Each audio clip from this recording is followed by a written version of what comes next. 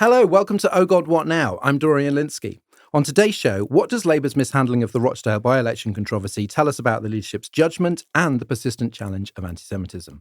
Plus, 30 years after Tony Blair became Labour leader, why do Blair and Mandelson inspire such hysteria every time they rear their heads? We'll discuss New Labour derangement syndrome.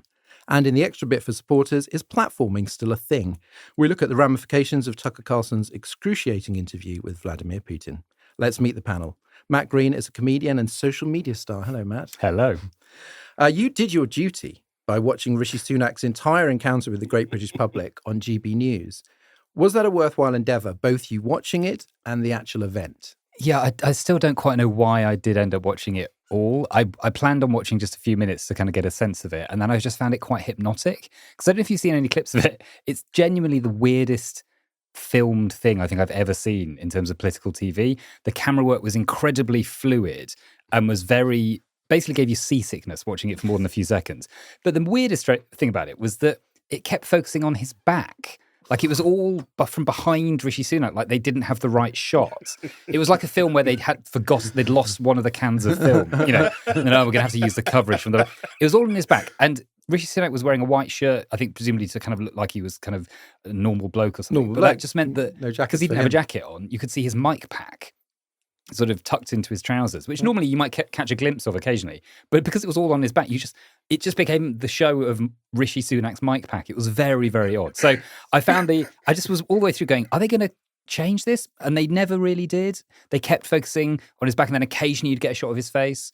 What he said was fairly boring. He didn't say anything particularly exciting. The audience were kind of handpicked, I think, to give him questions that were vaguely useful, except for a couple of kind of live wires about COVID vaccines. There was some real kind of like Begbie vibes from the vaccine injury, wasn't it? He was like, there's a lot of sort of bobbing and weaving. It was like, and the thing about it's about to kick off. Yeah, the thing about I've never seen that before in my life. I mean, I've seen aggressive questioning on TV before, but there's something about it being GB News that was particularly strong because two things. One, that is very much their vibe. So you didn't get a sense that anyone was going, oh no, I think they were going, oh yeah, this is the kind of thing we talk about all the time. Yeah. But the other thing is, because it was GB News, there was a tiny part of you thinking, maybe they forgot to book security.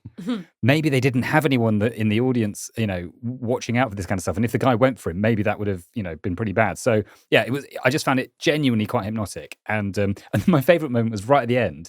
The presenter brought out a box to sort of, I think there was meant to be like extra questions in the box, but Rishi never ended up touching the box because he ended up saying, hang on, no one asked me a question about the economy. And they went, oh God, yeah, we should ask you a question about the economy. And then they sort of went, anyway, got no time for the box, bye. And it was very silly. It's hello to political commentator Alex Andreou. Hi, Alex. Sorry, I was still giggling. The other thing was, I'm sorry to mention Sunak's size once more, but the mic pack was about half. It was like when you put a 10p piece next to a figurine to sort of show scale. And there was also a jug of water next to him all the time, which was clearly too big. And again, it felt like they'd deliberately done that to be like, he's like Tom Thumb. And there's a massive... So when the Tories aren't ranting about cultural diversions and votes, they might want to talk about the economy, as we saw there, because that's the issue that most voters actually care about. What do the latest figures say? Nothing good. The inflation is stuck on 4%, so that hasn't gone further down. Core inflation, more worryingly, has nudged slightly up. And core inflation tends to be the thing the Bank of England looks like when it decides rates. So smart money is that there won't be a cut on rates this month. We'll see what happens next month. Now, we record before the latest GDP figures, but they're expected to show a small contraction, which means we will be in recession because we will have had 2 quarters back to back of a contraction. Now, Conservative commentators are very, very keen to point to this being a paper recession or a technical recession. They keep saying all that because it's only 0.1 minus. Okay, yeah. But I have to say, I'm looking here at the growth figures for, say, quarter 2, 22 is plus 0.1. Quarter 3, 2022 is minus 0.1. 4 is plus 0.1. Right. And whenever there is a 0.1 nudge, no one says, well, it's just paper growth. It's technical growth. Yeah. You know, everyone gives themselves a big green tick and goes, yeah, we've done it, guys. So, you know, minus is minus, especially considering that Hunt called his March growth the growth budget and his autumn statement an autumn statement for growth. So they've thrown everything at the economy and it's not responding. It's flat. I mean, however you look at it, it's stagnant. That's the bottom line. Maybe he shouldn't have brought that up then. And finally, it's columnist and author Marie Leconte. Hello, Marie. Hello. We're recording on Valentine's Day. Deliveroo and Uber Eats drivers are on strike. Why is this a big deal? So it's actually the second strike they've done recently. They did another one in early February. And so they go on strike and they're asking people to not order, so not cross, I guess, the kind of like delivery picket line. So not order anything on Deliveroo, Uber Eats, any of those websites, and especially at peak hours on those days. So, I mean, they're striking because they want better pay and better working conditions. I'd really recommend, actually, one of the organisers of the strike wrote a first-person piece for The Guardian where he just talks about life as a delivery driver. And it is absolutely harrowing. So he works, like 60 hours a week, 6 days a week. And the main thing as well, he's saying that the pay has got so bad that they just end up having to essentially like risking death several times a day, every single day, because they just have to be so speedy in order to make even just the minimum wage. That's the only way they can make not even a decent wage, but just actual minimum wage by going way too fast and taking risks, etc. So yes, no, I think it's actually a very, very worthwhile thing. And I really, really hope they succeed. The day after we record, there are by-elections in Wellingborough and Kingswood, which should go very well for Labour, but nobody is talking about them. They are talking about the chaos vortex of the Rochdale by-election. Simon Danczuk, booted from Labour for sexting a teenager, is standing for reform. The Greens have dropped candidate Guy Otten over old Islamophobic tweets. George Galloway is back in shit-stirring opportunist mode, and Labour's Azhar Ali has been disowned after leaked comments about Israel, and it's too late for the party to replace him, so there will be no Labour candidate. Given that this is also where Gordon Brown made his notorious bigoted woman comment in 2010, is Rochdale cursed? Apologies to listeners in Rochdale. Alex, talk us through what Ali said. What came out initially and then what came out that finished him off? Okay, so the first report was of him saying that Israel allowed the October 7th attacks to go ahead on purpose in order to have an excuse to start a war with Gaza, basically. The vast majority of people resolved that by making a reasonable assumption that the intelligence and security failed. Ali, unfortunately, resolved it by jumping on a conspiracy theory that Israel knew, that they were warned, but the leadership chose to ignore it because it wanted war. And I mean, considering the political repercussions, that is just dumb, just unfathomably dumb. Well, like a lot of conspiracy theories, they don't actually make sense. Now, the next day, more of the recording surfaced in which Ali defended McDonald's comment from the river to the sea, Labour MP that also had the whip withdrawn, I think. Which is rubbish, but not beyond the pale. But again, he supplemented it with a plainly anti-Semitic trope that the press is riven with Jews who are sort of controlling the message. So, I mean, just awful anti-Semitic rubbish on both occasions. Well, Labour's position changed based on the second leak, but they seemed unusually forgiving over the initial conspiracy theory. And given that Rebecca Long-Bailey and Kate Ossamore and other less high-profile figures on the left had been penalised for less, what were they thinking there? Is that just pure factional hypocrisy? Because I'm not, because Ali is like the sort of leadership's guy, or is it simply that it was impossible to replace him, and so maybe if they just tried to get on with it, it would go away? I mean, it's a complicated one. I've seen several accounts with well-placed sources, Mari Aurora and Sky News being one, for instance, all of whom report that as soon as Starmer knew of this, he asked Ali whether there was anything more that was going to come out, was assured there was not, was offered a retraction and an apology, and crucially then consulted with Jewish bodies within the Labour Party and local leaders of Jewish community as to whether they could countenance Ali staying on, considering that at this stage there was no way of actually replacing him, and they agreed. It's confusing because he actually has a track record of working against extremism, working with Jewish groups. And there were actually some public signs of that, like Louis Ellman publicly backed him.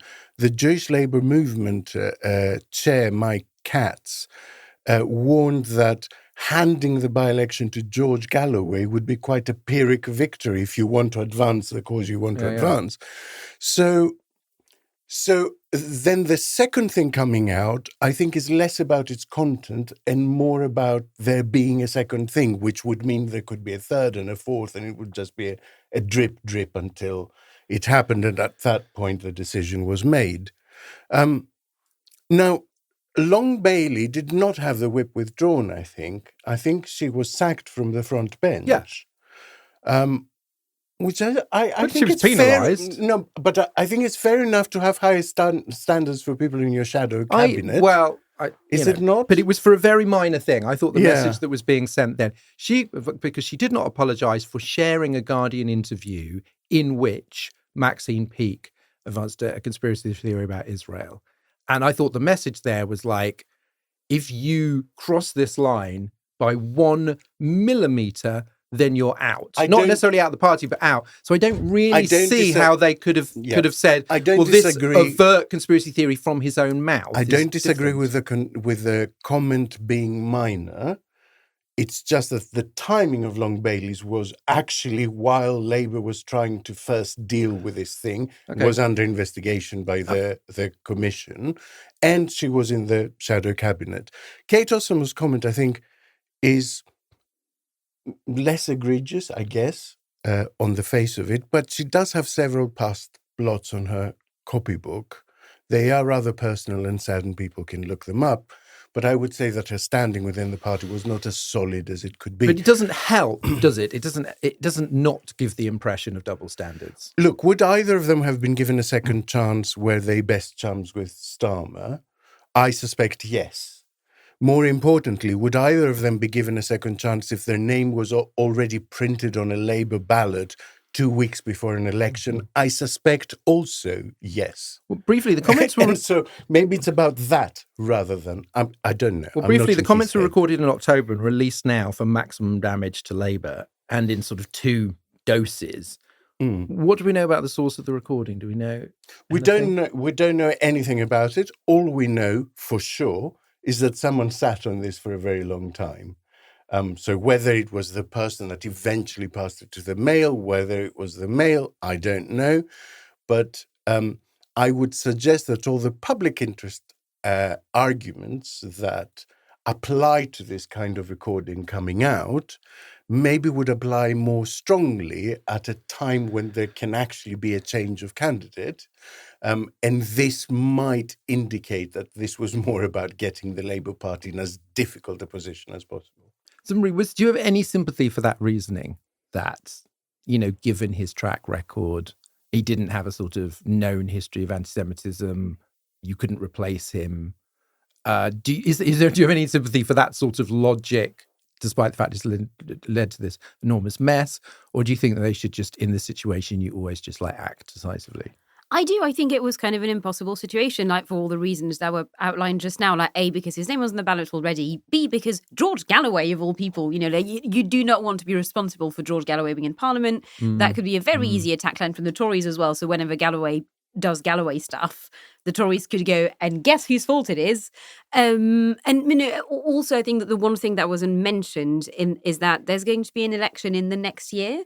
And I believe, I'm not saying I'm certain, but I believe the understanding partially was as well, if he wins, we can probably get him deselected. He will be on very close watch. And if he, as much as breathes wrong once in Parliament, then we can get him deselected and he will be this tiny, tiny little footnote. He was in Parliament for 6.5 months and we never have to talk about him again. And no congratulations on your new job cards from Central Office. But that being said, I think all of those things can be true at the same time. I also think that it was probably partially factional, and actually other people have not got away with, saying things that were considerably less bad. So yeah, I think why not everything at the same time? I think all of it was kind of true.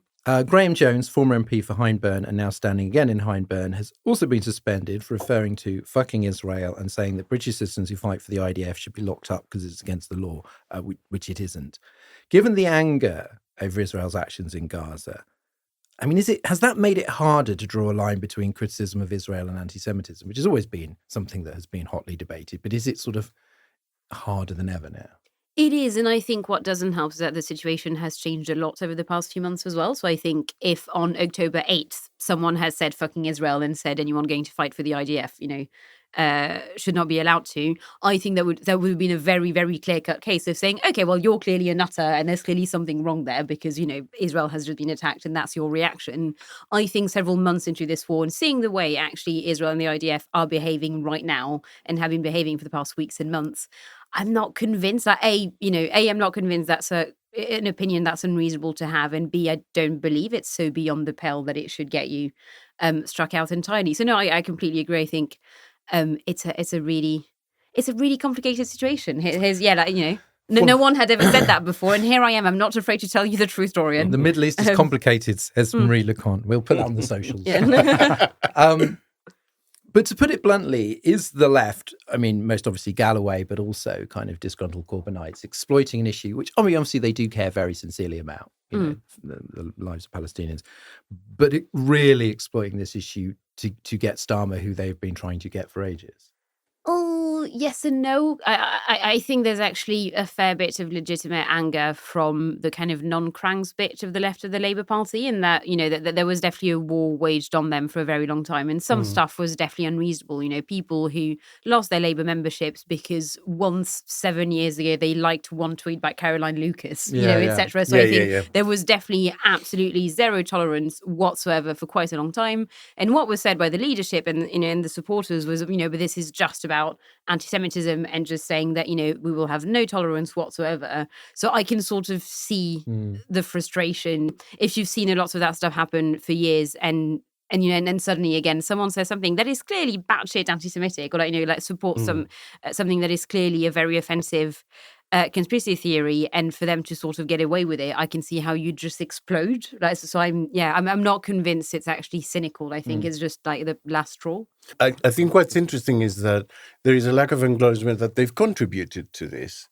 So with everything that happened, they have limited the space for any future Labour leader to take a position on Israel-Palestine stuff, right? Because Labour is now under the microscope of this particular accusation. And so there is a weird interplay there. Matt, a by-election campaign in Greater Manchester has somehow become about foreign policy in the Middle East, to the bemusement of some voters there. This is a region where around 24 Labour councillors have resigned over Gaza.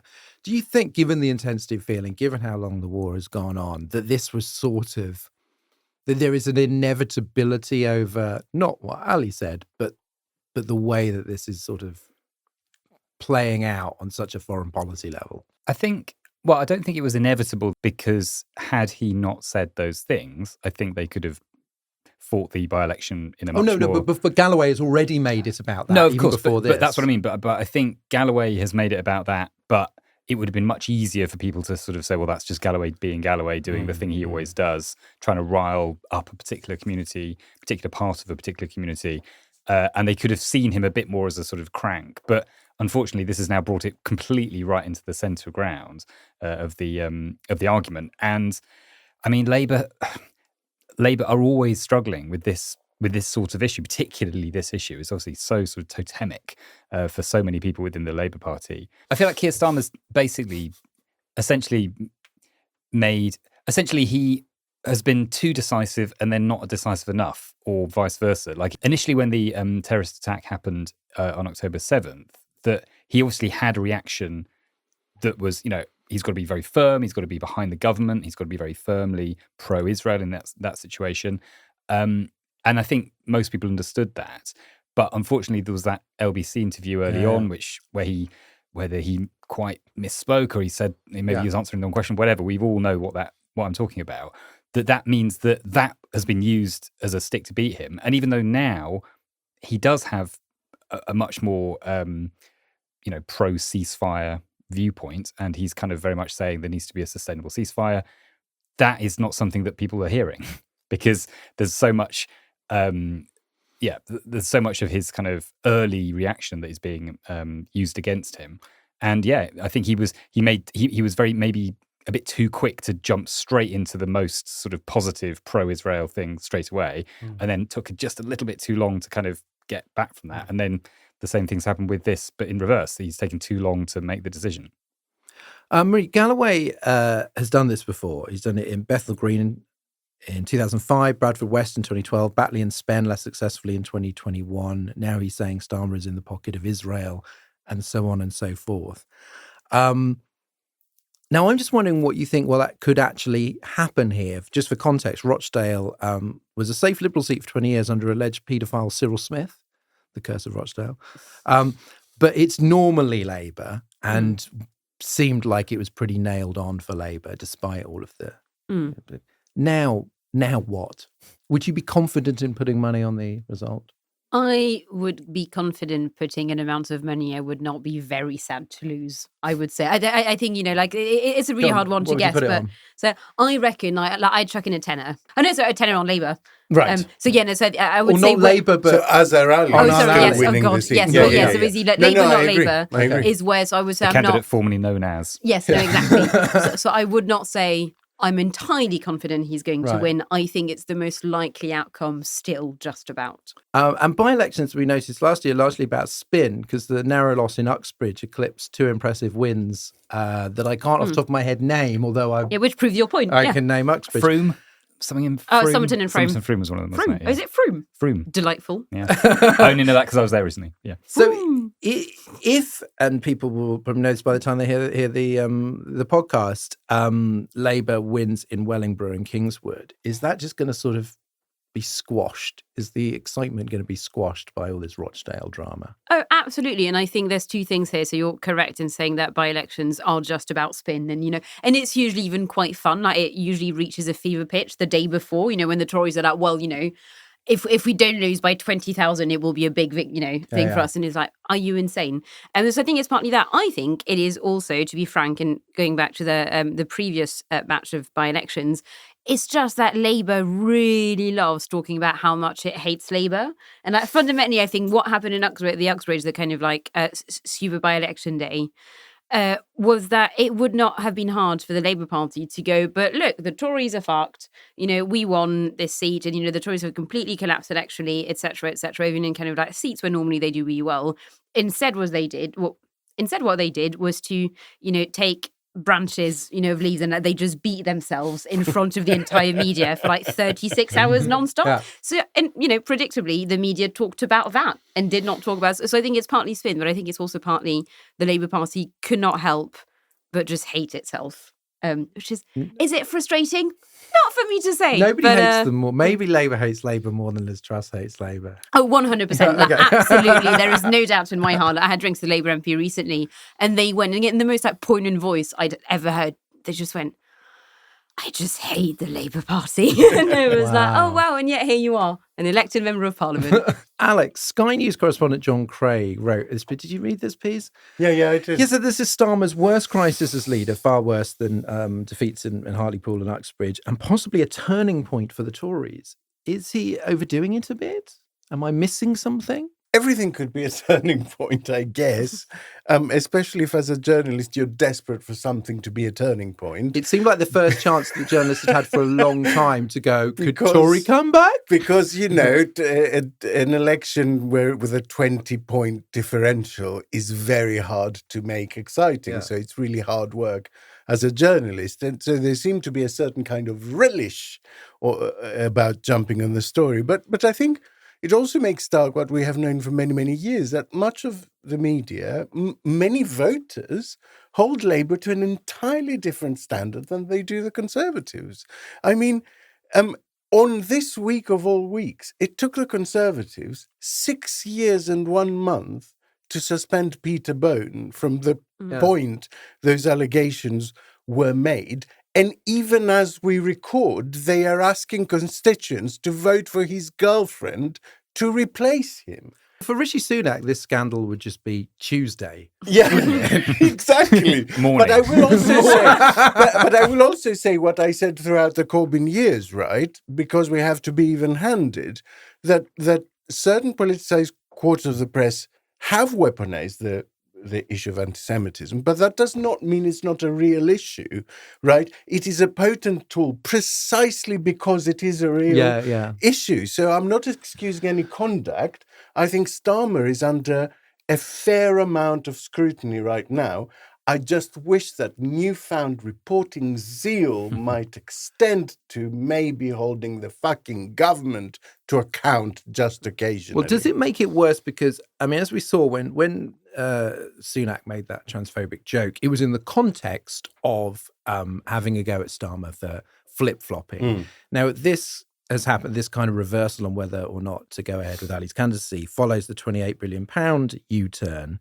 So again, is it sort of, I mean, those two things are completely separate, but is that the real danger there, that it just seems that Starmer can't make up his mind? Whereas as you said, when it comes to expelling people, members and stuff, his whole thing has been like, no, actually, I am very sort of tough and decisive. And does it sort of just, these are the pieces of a picture? Yes, and you may remember that we discussed this straight after Uxbridge, where I said that Labour are making a horrible category error. They think that these wedge issues are about the issues.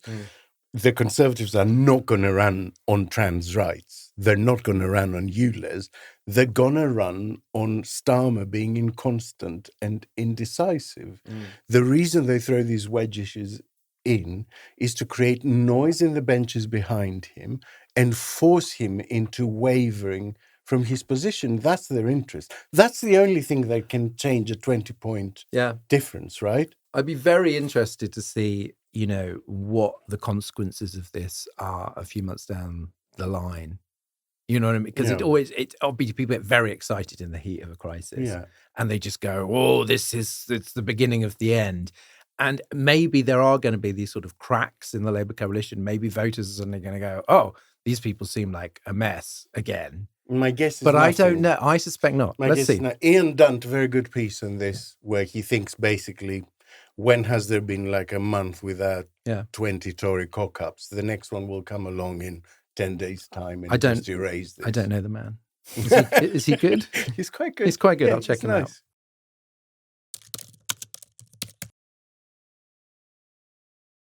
Now let's have a question from one of our Patreon backers in But Your Emails. If you support us on Patreon, you too can submit a question for the panel. This is from Darren Fletcher. Liz Truss says Britain is full of secret conservatives, people who agree with her but don't want to admit it because they think it's not acceptable in their place of work or their school. Forgot to mention dinner parties, Darren. With polls as recently as a few years ago seriously underestimating Tory support, is there a significant danger that the polls are a lot closer than they seem? I would call this the revenge of the shy Tory panic, right? I remembers 2015. Yeah. Can I go out on record and say I don't think there are loads of people who secretly agree with Liz Truss?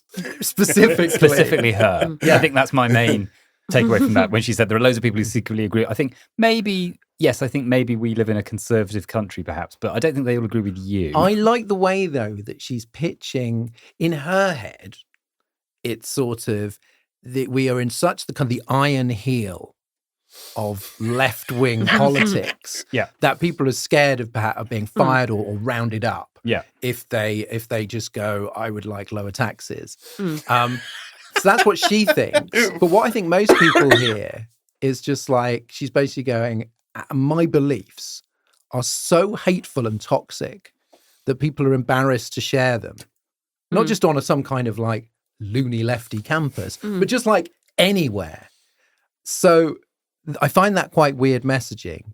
Does anybody think that there could be something in like people going, oh, I really do like the Tories, but that sounds awful, so I'm not going to say it? First of all, I'd like to say there's a tweet I love on what you were talking about, which is like something, like, you know, conservative going, well, and I can't believe, you know, like today's world, I can't even have my conservative beliefs, you know, out in the world anymore. Like, where's the world come to? And the other guy going like, well, but, you can still say you want, lower taxes and stuff. Like, it's fine. And he's like, no, not those beliefs. You know the ones. You know the ones. No, I'm going to go with no but in that I don't think there are currently any shy Tories just absolutely desperate to vote for Rishi Sunak, especially because I think Rishi Sunak is entirely, harmless compared to especially his predecessor, but his two predecessors really. But I think it could be easy for Labour to look at the polls now and be like, ha ha ha, this is it for, like, we're going to be the new Labour. We're going to be in power for 1,000,000 years. And some of them are already talking about the second term and stuff. I could see, and that is a big, big if, Jesus Christ. But if the Tories don't go completely insane in opposition and actually elect a leader who's quite reasonable and centre-right, I could actually see the Tories polling quite well again quite quickly. Yeah. I think that it's not that suddenly everyone's decided, all these people decided they hate conservatism, but they do hate the version that Liz Truss proposed. Radical conservatism. You see, I think we might see the reverse. I think the Labour share is underestimated in the polls because first of all, because polls are weighted now to adjust for precisely that effect. And whenever polling experts do that, the opposite thing happens. They tend to over-adjust. Secondly, because there was a recent poll with a very large sample, I think maybe Delta, I'm not sure, but it was like 8,000 people. And a quarter of the people who still intend to vote Conservative also thought it's time for a change of government. And I'm not sure whether in the privacy of the polling booth that won't turn to a few cheeky votes for Labour, actually. And third, and most importantly, I think winning horse syndrome. People don't want to back a loser. And they want to feel part of a changing wave, which is why basically landslides happen. Landslide elections happen because people are swept up with the excitement. I mean, I think that Darren's question is one of a genre of questions called, could the Tories still win? My answer is always no. This is as doomed a party as I've ever seen in my lifetime. Yeah. It is disintegrating at a faster rate than John Major's government, in 96, 97. And I understand why people are scared, because it would be obviously really bad if the Tories won. But it's just, I've not seen a scintilla of evidence. And it literally, if you're having to sort of just, if you're having to imagine like phantom Tories to sort of support that fear, then maybe it is just fear. Peter Mandelson was one of the key architects of New Labour. Now a Labour peer, the so-called Prince of Darkness is still influential. But how influential? Andrew Marr wrote a piece in the New Statesman about the significance of Mandelson's return to Labour's inner circle, while at the same time admitting Starmer hasn't had a substantial political conversation with Peter Mandelson since last summer. There's similar uproar on the left every time Tony Blair opens his mouth. One senior Corbynite told Politico after last autumn's reshuffle, this is the Blairite and the Mandelson set. They are now driving this project. There is no ambiguity now. Meanwhile, at the PopCon launch, Trussites implied that the Tories had failed to unravel New Labour's influence and we were still living in Blair's Britain. Miriam Cates, a very sensible MP, wrote a piece for The Telegraph called Tony Blair is Still Ruining Britain. After all this time, why do these figures still exert such fascination? And are their opponents suffering from New Labour derangement syndrome? Marie, this is something I've literally just made up for a podcast. Is there something in it? No, you're just mental. So I do think there's a point there, but I'm not sure it's a derangement syndrome in that actually I do think there is some truth to it. Like I do think so. If you see, that's the very nerdy stuff no one normal cares about. But if you look at who's been joining, especially, like Keir Starmer's office or even working for shadow cabinet ministers, etc., more often than not, you'll see, some bloke who worked for Blair, who worked for Mandelson, who worked for Brown. Like, they just all coming back. It's not even a really new generation of bright young Labour things. There are some of them, but very often the quite senior people are all going to be people who worked for Blair, who worked for Mandelson, who worked for those people. And also, but even stuff. So I found that quite striking at Labour conference last year. So the Tony Blair Institute, which is obviously the quite fancy think tank now. Like they organise drinks, and these were definitely, I remember, the kind of like sexiest drinks of the evening. Like the guest list was incredibly tight. Like, I was not invited, which I'm fine about. It's fine, but it was very much because I feel like Labour conference is about who organises what events, who goes where, who gets invited to what, etc. And I remember being very struck by like, ooh, the TBI. Like these are the sexy drinks this year. So I think, is it really a derangement syndrome if it's actually sort of happening? Well, but I wonder whether it's the focus on those two individuals. Because like I said, this Andrew Marr piece was just largely about the Labour leadership's sort of, caution and conservatism. And there was a lot about Labour, but there was actually very little about Mandelson, even though he was in the headline. And so I wonder whether, that Mandelson's personal, like he's not whispering in Starmer's ear, but is it more like one step removed? So there are people from his entourage. Yeah, I would not be surprised at all if people who know and talk to Mandelson a lot end up talking a lot to Lotto. No, so I think Mandelson specifically presumably is just because he's a proper character in the way that actually the Labour Party has not had a proper Westminster character for quite a long time. I think the press tried it with Seamus Milne, but it didn't really stick.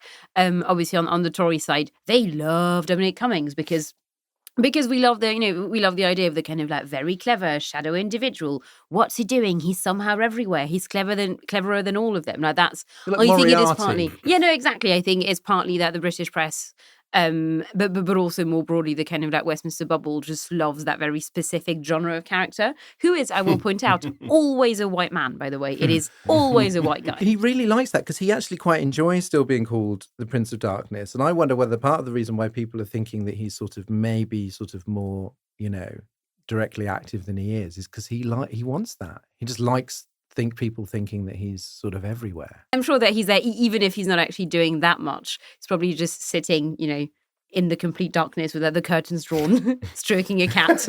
Is there something in the fact that if you look at the rest of Blair's government, they've all gone into reality TV and stuff, and Ed Balls is presenting GMB, and it feels like there's a lot of the mystique and the kind of status and the power has gone from a lot of those people, whereas Mandelson has done a bit less of that. He's sort of stayed a bit in the shadows. There's been a few interviews and things, but I can't think of him.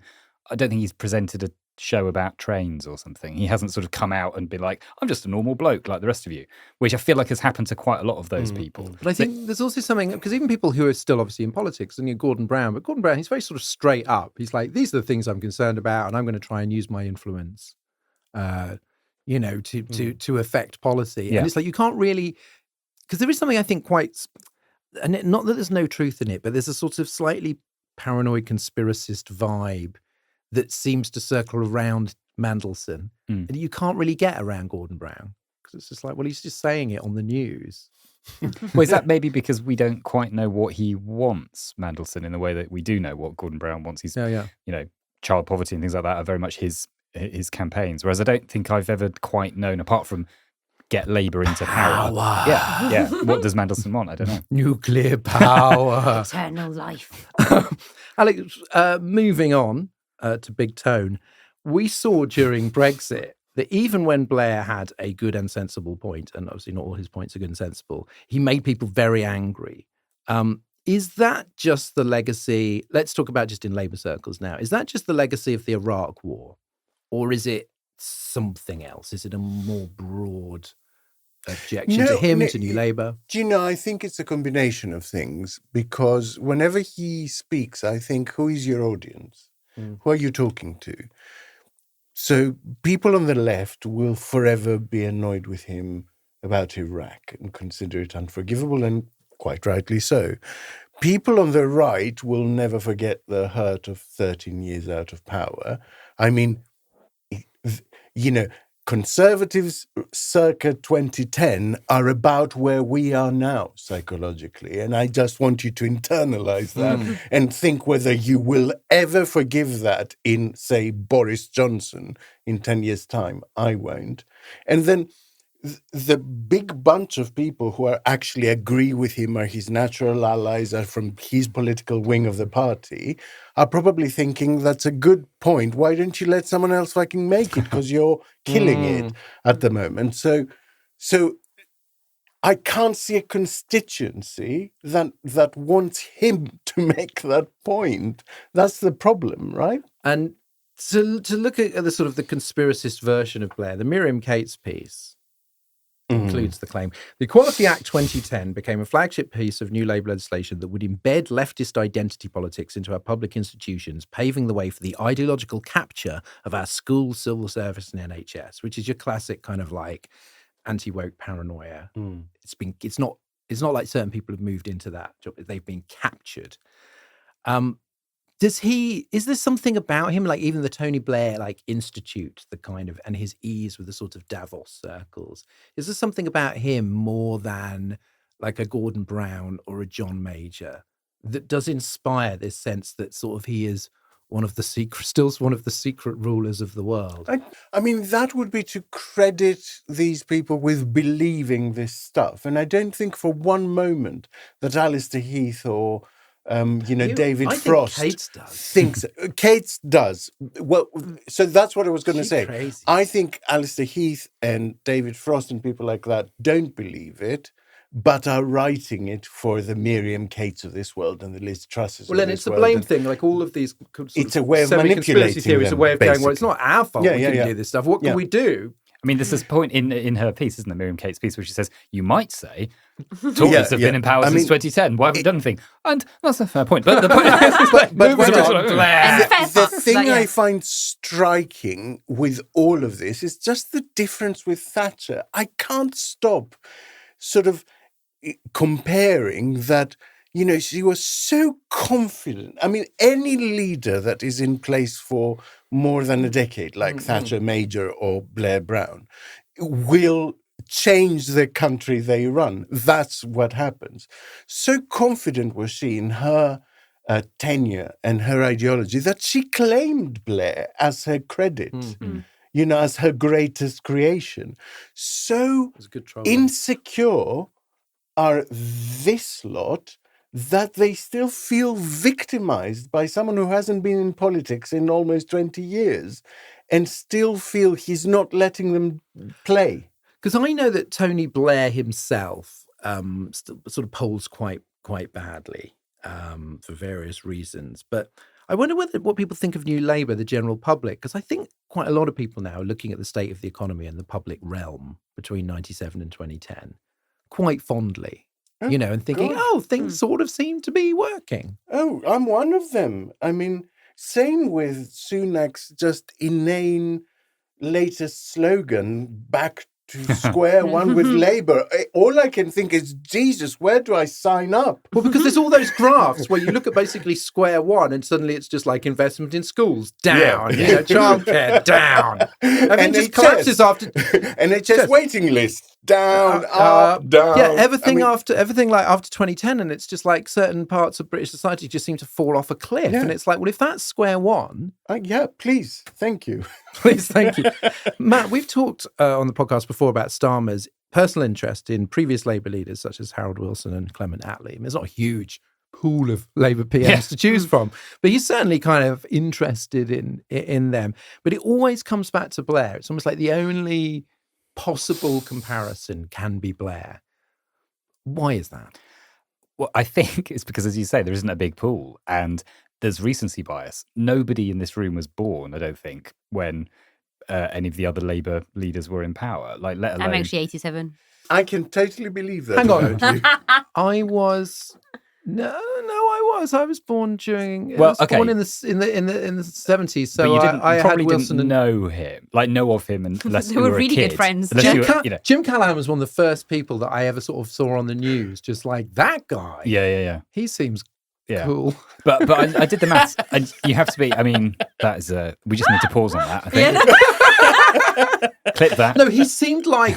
He seemed like somebody that I should know about, which is fair enough because he was the Prime Minister. But you have to be basically kind of in your 60s to have lived at a time as an adult with a Labour Prime Minister. And so I just think, most people just can't really remember any of those other leaders, and it doesn't make sense to them. And it feels like a very long time. It feels like not just a long time ago, but it feels like a totally different world. Whereas I think, Blair is in this world, and he's still around, as you say, still making, statements and still doing stuff, whether or not any of it's good or not.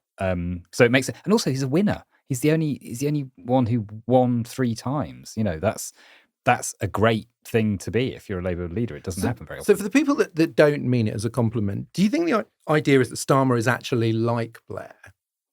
And the whole idea that he wasn't really sort of Labour, or rather that he's sort of weak and easily manipulated by, the new Labour old guard? I think it's one of those questions where it depends on who's making the accusation. I think there are some who think one side of that and some who think the other. And I think both sides, that's why it's... And some who think both, weirdly. I mean, we're living in a world where that is often the case, I think, where people make bad faith accusations 2 at a time just to see which one sticks. Did you know that they once did a study of people who believed in conspiracy theories, and they would ask them different theories and see which ones they said yes to, and they found out that people that thought that Princess Diana had been murdered by British intelligence also were more like to believe that Princess Diana had faked her own death. Yeah. Completely, and That the same makes thing. total sense. Definitely one same of the thing two. about 9/11 Yeah. and Osama bin Laden. Like anything, they were literally just like, well, both of these completely contradictory things. Yeah. Are true. It's the throw enough shit at the wall theory, isn't That's it? brains for you. Yeah. Well, that's sadly. That's like my new book on on neuroscience. That's brains for you. Brains for you. Malcolm Gladwell, eat your heart out. I think maybe it's partly because Starmer hasn't been in politics that long that there is a bit of a sense of people. They look at him as a lawyer, but they don't necessarily see him as a political figure, and so they're not quite sure where he comes from. He's not obviously from one part of the party or not, and so I think perhaps there is a worry from some that he is manipulable, that someone like a Mandelson or whoever could come along and say, look, I've done this before, I've got 30 years of experience, I know the secret way to do the right thing. I don't know. I mean, I don't know whether that's true or not. I mean, the Andrew Marr piece I found it very weird, that piece. I found it was sort of Andrew Marr going off in a sort of bit of a fantasy of what he hoped Starmer was like. And it felt like I wasn't sure how much of it was based on truth and how much of it was him going, well, hopefully Starmer's really steely and he makes decisions very carefully and so Highly radical. And it was a week later that all of this, Rochdale stuff blew up. And you think, I'm not sure he's proven himself to be the most steely, careful communicator ever. Alex, her friend Aisha Hazarika. That's Baroness Hazarika to you, scumbag. That is crazy. Can't believe. Aisha, if you're listening, we're incredibly proud of you. I just thought that maybe they could have, chosen more than one. God, what now? I know. A group peerage. Just all of us at the same time, like, hello. Maybe we'll spread downwards. Yeah, no, that one very, very big ermine, just like wrapping around like a circus tent. That's what this studio needs, is more fur. Yeah. We need more, It could be Baron brackets S. Oh God, what now? Yeah. And then we could share it out, which meant that one of us would always be in the Lords. Oh God, who now? That's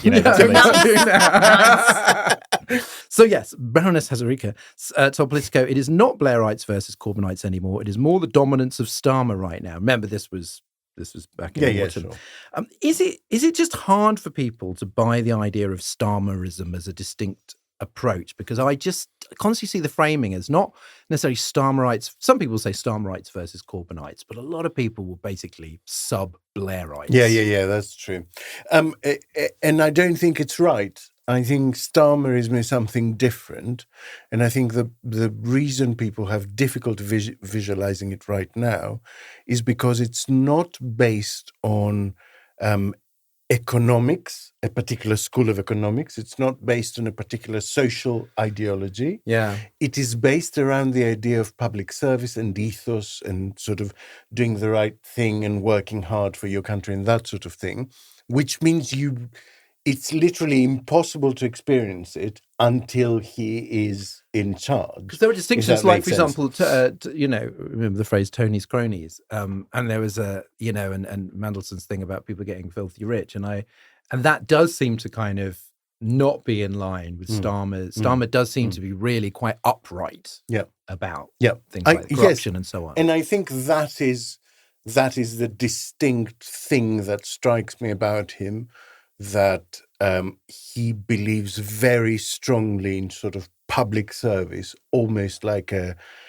Protestant, self-punishing sort of self-denying public service. Self-punishing, perfect. Labour Prime Minister. But you understand what I'm saying, right? That he seems quite ascetic in the same way that I think Gordon Brown was.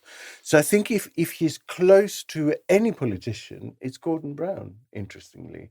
So he's a Brown Knight more than anything else. Well, that's my theory. It just occurred to me. Amazing. Like it? Yeah, well, Brown Knights don't really get swept up in the whole obsession with New Labour. You know, he seems to have sort of escaped. Marie, finally, is the advice of Blair and Mandelson worth listening to? Because what I found quite interesting is in the Marr piece, he sort of suggests that they're the voices of sort of caution and conservatism. But a lot of the time, what they seem to be saying is actually, we need a more radical narrative. You can't lose momentum. You know, Blair's view of idea of radicalism is going to be different from the left's, for example. But I mean, is that a slight sort of misreading that the old New Labour people are actually just going, you know, do as little as possible? I think their advice is definitely worth taking with a pinch of salt, because I do think that some of the stuff. So I can remember, I think Blair, what was it, last year, I think, did that big speech on tech and the future of tech and AI, etc. He loves tech, you know. But it was a bit like, oh, you are kind of talking about, because he will live forever as an AI sort of intelligence in the cloud. AI Blair just in your house suddenly. I think it is not necessarily just the case of, you know, kind of like Mandelson and Blair on Keir Starmer's shoulders going, don't ever do anything and smash the left. That's not quite that. I think Neil Kinnock probably told that to Starmer, but you know, not those two.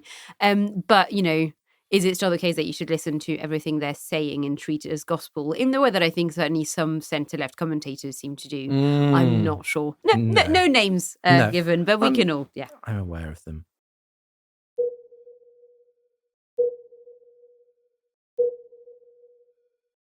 We've reached the end of the show. So what are the stories that have gone under the radar this week? Matt, kick us off. So this is something that I saw on Twitter, that apparently Arts Council England have changed their advice to arts organisations to be wary of, quote, overtly political or activist statements made in a personal capacity by people linked with them, as this might expose them to reputational risk and breach their funding agreements.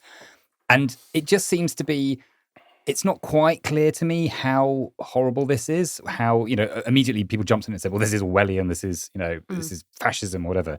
And it's not quite clear to me whether it's the Arts Council just sort of clarifying something that they always did, or whether it is maybe a government suggested thing of just like, hey, and obviously in the context of Gaza and everything, I think it's probably people saying, just be careful about what you tweet, because that might look bad for you. And that is bad. I think if you've got a situation, particularly in the arts, you've got a situation of artists who are often very outspoken about things, you know, because they wear their hearts on their sleeves. And the idea that making a political statement, you know, as long as it's not a completely, you know, inciting statement, as long as it's something vaguely reasonable, that could somehow damage your funding. That seems pretty bad to me. It seemed like, I mean, I don't expect there's going to be sort of draconian sort of rules and purges and so on. It seemed to me just like a sort of institutional neurosis in action. It's just like, can everyone just stop talking about shit that gets us into trouble? Yeah. That makes our days more difficult. So, like, I didn't like it, but I wasn't necessarily like, this is the terrifying new future of... No, but I think it's about fund. I think that's when funding gets involved. Yeah, obviously, there's always that thing of... Because arts funding is already very controversial in terms of the amount of paperwork and people get funding who probably shouldn't deserve it, don't deserve it, and vice versa. And this just feels like an extra little thing of like, oh, and also if you've tweeted about something controversial, that might also go against you. Has a rival comedian ever got funding that he didn't deserve from the Arts Council? Is this person? Do you have a list and would you like to list them now? Well, I mean, the Arts Council until very recently didn't ever consider comedy an art. They wouldn't take any applications for comedy. Wow. And that's changed, I think, fairly recently. They have now started taking applications, but I have never applied. Ricky Gervais' stand-up special. Exactly. Oh, this is art. Yeah. It's definitely art. Marie? So the government is finally clamping down on the so-called rough sex defence, so whereby men kill women, usually during sex, and they kind of say, oh, well, actually, you know, it was a kind of BDSM thing, so, you know, in order to get a reduced sentence, etc. So campaigners had been working really, really hard for quite some time. And as of today, day of recording, a new statutory aggravating factor is being brought in for offenders who cause death through abusive, degrading or dangerous sexual behaviour. So meaning that not only are they getting rid of that kind of excuse altogether, but also these killers will receive tougher sentences as well, which I think is a really, really good thing. And again, especially because that had been an issue talked about for quite some time. So the government is actually doing a thing. Although I will say, slightly weird that they've got that out for Valentine's Day. Now, out of all the days, they're like, ladies, a little gift for you there. I'm very surprised that they didn't put a tweet out with Rishi's face on it. Yeah, with a little red rose. Yeah. God. Alex. So farmers did a demo on Saturday in Dover, and it was so underreported that if you look up farmers' protest on British News, Google, you will get answers. You will get replies about India protest and French protest, but not this one. And it caused massive queues in Dover, and they're warning that it will escalate. They're saying that they're already being battered by cheap imports, and that the new rules that came in play at the end of January are really hampering them, because for them a lot of inputs are imports, like fertilizer or seed and things like that. No one seems to be listening to them. And there was a poll today in Farmers Weekly, which I found just utterly extraordinary, because it found that of farmers, 61% would vote Labour, 36% would vote for various other parties, and 5% would vote Conservative. And I just think that is such an extraordinary reversal. There were Soviet collective farms that were more Tory than that. It's just, I cannot, and it's genuinely flying under the radar, and it's like extraordinary. It's a very weird poll. Mine's like a small thing, but I think reveals a bigger thing. That a comedian called Paul Curry asked at the end of his show at Soho Theatre, people taking to sort of stand up for the Palestinian flag. And somebody didn't get up, and he was Israeli. And then when he was asked, why didn't you get up? Are you enjoying the show? He said sarcastically. And he goes, I was, until you brought out flag. And then Paul Curry told him to fuck off and get out. And then quite a lot of people in the audience joined in that. And the theatre has since apologised, said they won't be booking him again. This is unacceptable, whatever. And inevitably you get the same thing. Well, he goes, well, it wasn't anti-Semitic. It was anti-Israeli, or it was anti-supporter of genocide or whatever. And I just thought, it showed me what really worries me about the politics around Gaza is that you can be extremely, I understand why people are so angry and so upset and really so disgusted with the way the Israeli government and military have handled their response to October the 7th. And yet it doesn't make it okay. I think there's a great myth, and this is the big problem on the left, I think, with anti-Semitism, is that you can just say, well, it's anti-Zionism, and it's like, it's only the evil Jews I don't like, and then you can do anything you like to them. And it's like, I don't think anybody should be thrown out of a comedy gig for not standing up for a flag. Like, that seems like a kind of quite an authoritarian vibe. And you can't just justify it and go, well, I guess he supports genocide. And it's like, well, there might be lots of reasons why the flag might signify certain things. Are we saying ceasefire? The flag does not give you a one political position that you can either endorse or not endorse. It's a very sort of crude thing. And there was some sort of like mob thinking going on. And I just found it very, very sinister. And of course, nothing that goes on in the Soho Theatre, great theatre there it is going to make any difference to what is happening in Gaza. And it just seems to be creating an air of hostility. And I think that theatre responded well, but people like that comedian, it's like it is in their gift not to make things worse for people in this country. I saw an interview with a guy to whom this happened, and I understood a lot more about it. It's apparently a wordless show. Right. So it's a sort of mime type thing. Mime, yeah. So there wasn't even, you say, what do you mean by asking people to stand for the flag? So he apparently pulled it out with the Ukrainian flag and kind of equated the two. And that's what the Jewish person objected to, basically equating what's happening in Ukraine. Well, I think you should be able to say what you want if you want to make that statement on stage, but I just don't think you can ask every member of the audience to endorse what it is that you're saying, or in the case of a mime, not saying, and that flags, I would say, are rather complicated and loaded symbols, and not they don't necessarily he said mean something that things. broke my heart. He said, and as we made our way out and people started shouting shame and stuff like that, I saw two other couples duck out of the theatre, and I thought to myself, there are the other four Jews, in the audience. And that just, it really broke my heart. And that's the show. Thank you to Alex, Thank you. Matt, Thank you. and Marie. Thank you. Stick around for the extra bit after Demon is a Monster by Corner Shop, and a salute to our generous supporters. You can join them and get the podcast early and without ads, plus lots more. Search Oh God What Now Patreon to find out how. Hello, and enormous thanks for contributing to our fighting fund to Stuart Kerr, Derek Light, and Linda Brino. Hello from me, and merci beaucoup to Niall Anderson, James Sarek, and Michael Garvey. And a big shout out and many thanks for me for your generosity to Roddy Campbell, Damien Gormley, and John Franks. And finally, big thanks from me to new supporters Kay Ludlow and Francis Hutchinson, and to a prodigal Patreon, Greg Barron. We'll see you next time.